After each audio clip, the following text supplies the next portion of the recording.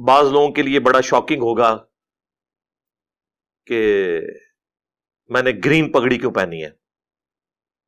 Green پگڑی سے تو ہمیں کبھی بھی کوئی اختلاف نہیں رہا قرآن و سنت کی دلائل کی روشنی کے اندر. البتہ یہ بات ضرور ہے کہ نبی علیہ السلام سے صرف گرین کلر کے کپڑے پہننا ثابت ہے. ابو داؤد کے اندر، ترمذی کے اندر حدیث موجود ہے کہ نبی صلی اللہ علیہ وآلہ وسلم نے 2 سبز چادریں لباس کے طور پر استعمال کی، ایک تہبند کے طور پر اور دوسری اوپر چادر کے طور پر، کرتے کا ایکویلنٹ. یعنی جو احرام کا لباس ہے یہ نبی علیہ السلام کا عمومی لباس بھی ہوا کرتا تھا. تو یہ تو اصل ہے اس حوالے سے. باقی قرآن میں تو آپ کو پتا ہے کہ جنتیوں کا جو لباس ہے وہ گرین کلر کا ہوگا، سبز رنگ کا. اللہ تعالیٰ کو بھی سبز رنگ پسند ہے، جس کا ثبوت جو ہے وہ یہ ساری زمین میں پھیلی ہوئی گرینری ہے درختوں کی شکل میں. تو چونکہ کچھ عرصہ تک یہ ایک جماعت کا لیبل رہا، برانڈ کے طور پر رہا، اس لیے ہم نے کوشش کی کہ اسے اوائڈ کیا جائے. اب چونکہ وہ اس سے دستبردار ہو چکے ہیں اس لیول تک کہ وہ اب دوبارہ گرین پگڑی نہ پہنتے ہیں نہ اس کا نام لیتے ہیں. اس کے پیچھے بھی ایک پولیٹیکل ریزن ہے کہ ایسا انہوں نے کیوں کیا، وہ میں آج ڈسکس نہیں کروں گا، آلریڈی میں نے اس کے اوپر کافی دفعہ گفتگو کی ہے. بہرحال گرین کلر کی پگڑی نبی علیہ السلام سے اگرچہ ثابت نہیں کسی صحیح سند کے ساتھ، لیکن چونکہ ایز اے لباس ثابت ہے تو لباس جس رنگ کی ممانعت نہ آئی ہوئی ہو اس کلر کا لباس پہننا یا پگڑی پہن لینا یا رومال پہن لینا. اب لال رومال بھی تو کسی حدیث میں نہیں آیا ہوا تو ہم نے کبھی اس پہ بھی اعتراض نہیں کیا.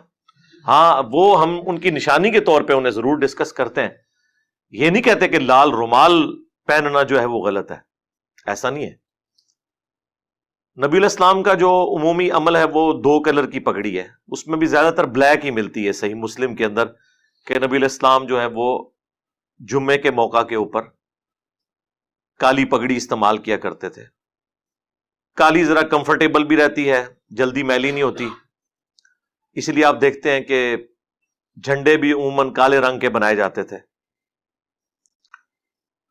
سفید پگڑی بھی ثابت ہے المستدرک للحاکم کے اندر. عبد الرحمن بن عوف رضی اللہ تعالیٰ عنہ کو نبی علیہ السلام نے اپنے مبارک ہاتھوں سے سفید کلر کی پگڑی باندھی، کالی اتار لی ان کی، اس کی جگہ سفید باندھی، اور ایک چپے کے برابر شملہ جو ہے نا وہ چھوڑا. یہ جس طرح میں نے چھوڑا ہوا ہے اتنا بھی کافی ہے، یہ بھی ساتھ چھوڑنا، 2 شملے چھوڑنا، یہ ہر طرح سے ثابت ہے. بس یہ ہے کہ شملہ جو ہے وہ جسے صدل بھی کہتے ہیں عربی کے اندر، یہ ایک سنت ہے. نبی صلی اللہ علیہ وآلہ وسلم نے اسے سنت کے طور پر تعلیم فرمایا ہے. باقی جو کلرز ہیں، زرد کلر ہو گیا، ریڈ کلر ہو گیا، اور مختلف کلرز آپ کو دعوت اسلامی والوں کے نظر آ رہے ہیں، ٹھیک ہے، سب جو ہے وہ جواز کی حد تک درست ہے، ان میں کوئی ممانعت والا مسئلہ نہیں ہے. ممانعت اس وقت ہوتی ہے جب آپ ایک فرقے کی علامت کے طور پر اسے پیش کرتے ہیں.